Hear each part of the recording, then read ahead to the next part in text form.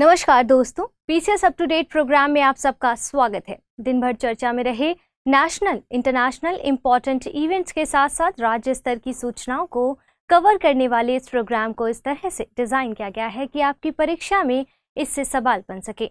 हमें उम्मीद है कि सभी पीसीएस परीक्षाओं के लिए प्रोग्राम बेहद उपयोगी साबित होगा और इस सेशन की पीडीएफ आपको मेरे टेलीग्राम चैनल पर उपलब्ध हो जाएगी। तो आइए खबरों की शुरुआत करते हैं। हाल ही में भारत के पीएम नरेंद्र मोदी 2 दिन की ऑफिशियल विजिट पर इजिप्ट यानी मिस्र गए थे।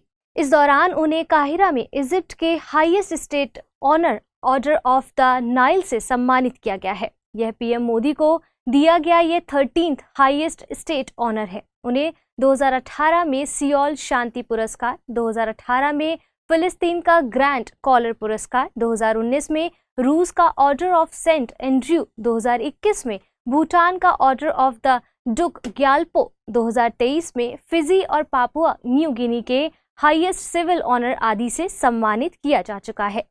गौरतलब है कि इजिप्ट ने अपना यह स्टेट ऑनर 1915 में शुरू किया था। यह पुरस्कार मानवता को अमूल्य सेवाएं प्रदान करने वाले हेड्स ऑफ स्टेट, राजकुमारों आदि को प्रदान किया जाता है। इसमें एक सोने का कॉलर प्रदान किया जाता है और इस यात्रा में पीएम मोदी ने काहिरा में स्थित 11th सेंचुरी की हिस्टोरिकल अल हाकिम मस्जिद का दौरा किया है। इस मस्जिद को भारत के दाऊदी बोहरा कम्युनिटी की मदद से रिस्टोर किया गया है। साथ ही पीएम ने काहिरा में स्थित हेलियोपोलिस वॉर ग्रेवयार्ड का भी दौरा किया और फर्स्ट वर्ल्ड वॉर के दौरान सेक्रीफाइस करने वाले इंडियन सोल्जर्स को श्रद्धांजलि दी। पीएम की यह विजिट 1997 के बाद किसी भारतीय पीएम की मिस्र की ये पहली ऑफिशियल विजिट है। वेस्ट एशिया और अफ्रीका से अपने रिश्तों को मजबूत करने के नजरिए से ये यात्रा बहुत महत्वपूर्ण है। हाल ही में आईएनएस सुनयना ने मोम्बासा, केन्या का दौरा किया। ये दौरा ocean ring of yoga theme के तहत कंडक्ट किया गया है।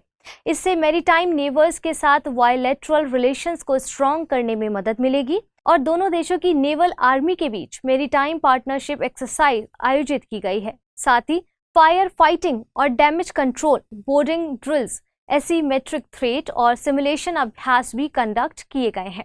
इस विजिट के तहत 21 जून 2023 को इंटरनेशनल योगा डे के अवसर पर इंडियन नेवी ऑफिशियल्स और केनाई डिफेंस फोर्सेस ने ज्वाइंट योगा सेशन भी आयोजित किया है।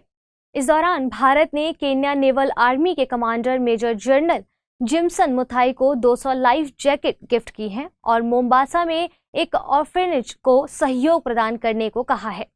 गौरतलब है कि 23 जून को आईएनएस सुनयना और केन्या के नेवल शिप जसीरी के साथ पैसिक्स एक्सरसाइज को कंडक्ट किया गया है। मध्य प्रदेश ने वल्चर्स की आबादी को पुनर्जीवित करने की योजना बनाई है। हरियाणा के पिंजौर वल्चर प्रोटेक्शन सेंटर से 20 व्हाइट रम्पट वल्चर्स को भोपाल वन विहार के केरवा वल्चर प्रोटेक्शन सेंटर पर लाया गया है।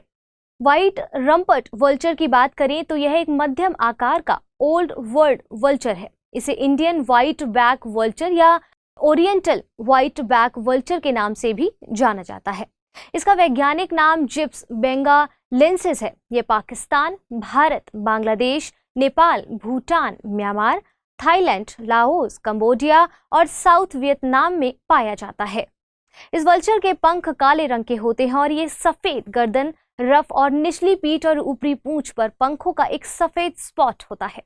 आईयूसीएन की रेड लिस्ट में इसे क्रिटिकली एंडेंजर्ड कैटेगरी में रखा गया है, जबकि वाइल्ड लाइफ प्रोटेक्शन एक्ट 1972 के तहत इसे अनुसूची 1 के तहत रखा गया है। और गौरतलब है कि आईयूसीएन यानी international union for conservation of nature एक ग्लोबल ऑर्गेनाइजेशन है। ये 1400 से अधिक मेंबर ऑर्गेनाइजेशंस की एक ग्लोबल अथॉरिटी है। इसकी स्थापना 1948 में हुई थी। इसने 1964 में रेड लिस्ट की स्थापना की थी और 1992 में यूनाइटेड नेशंस ने आईयूसीएन को आधिकारिक पर्यवेक्षक का दर्जा प्रदान किया।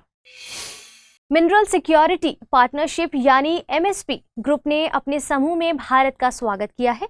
ये अमेरिकन लीडरशिप वाला 14 देशों का एक ग्रुप है। यह ग्रुप वर्ल्ड की सबसे इंपॉर्टेंट मिनरल सप्लाई चेन में पब्लिक और प्राइवेट इन्वेस्टमेंट को बढ़ावा देना चाहता है। इस ग्रुप में शामिल होने से भारत के इलेक्ट्रिक व्हीकल और इलेक्ट्रॉनिक्स मार्केट को बढ़ावा मिलने की संभावना है।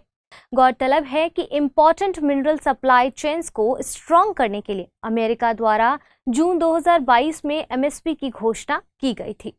इस कदम का मेन एम है पर्यावरण, सामाजिक और शासन मानकों पर सहमति जताते हुए ग्लोबल लेवल पर diversified important energy mineral supply chain development में तेजी लाना है। आपको बताते चलें कि इंपॉर्टेंट मिनरल्स की कोई ग्लोबल डेफिनेशन नहीं है, लेकिन ग्रेफाइट, लिथियम और कोबाल्ट की प्रमुख इंपॉर्टेंट मिनरल के रूप में माना जाता है। इनका use EV battery, semiconductor, drone, radio set आदि बनाने के लिए किया जाता है। ग्लोबल लेवल पर इंपॉर्टेंट मिनरल्स के प्रमुख उत्पादक चिली, इंडोनेशिया, कांगो, चीन, ऑस्ट्रेलिया और दक्षिण अफ्रीका है। तो फिलहाल के लिए आज के इस सेशन में इतना ही। जल्द मिलेंगे एक और नए सेशन के साथ। तब तक के लिए धन्यवाद।